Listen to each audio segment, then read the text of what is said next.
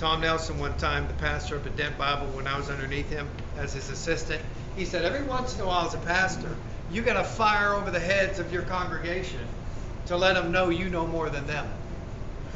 Pretty good. He says that's what God does with the doctrine of predestination. He's firing over our heads, letting us know He's God and we're not. So anyway, I'm in this class with Lightning Ball. We're studying Calvinism versus Arminianism. Calvinism, Jacob Arminian and John Calvin had different viewpoints when it came to the doctrine of predestination, salvation, and so on.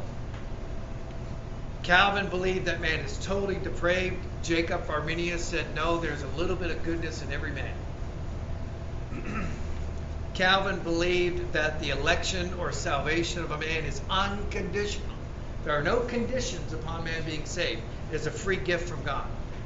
Arminian believed, or Arminius, he believed that you can do something, you can earn it.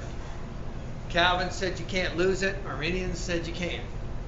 And so we go back and forth. Jacob Arminius says that every man has the ability to choose. John Calvin says they don't. So one class, we were arguing. What he would do is he would split the class up. Bob Leitner. Half the class would take the doctrine of predestination from the viewpoint of John Calvin. The other part would take predestination and election on the viewpoint of Jacob Arminius.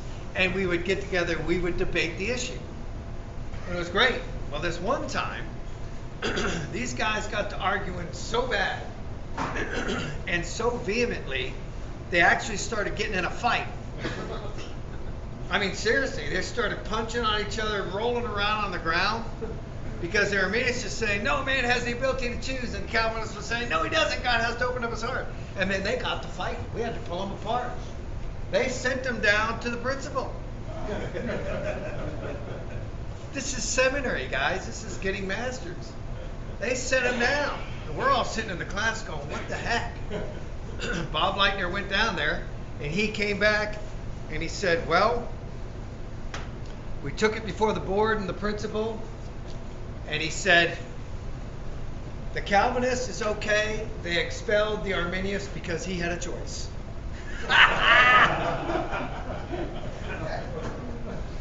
True story. All right, so let's do this. And again, I want this to be an open discussion. Remind me if you guys ask a question for me to re-ask it because the people on Zoom and stuff can't hear it. Okay? No dumb questions. Ask it. I guarantee you, if you've got that question in your mind, somebody else does. This is a hard doctrine.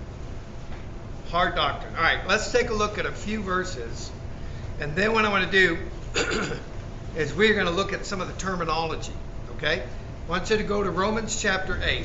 So these are some of the main passages on predestination. Romans chapter 8. Look in verse 29.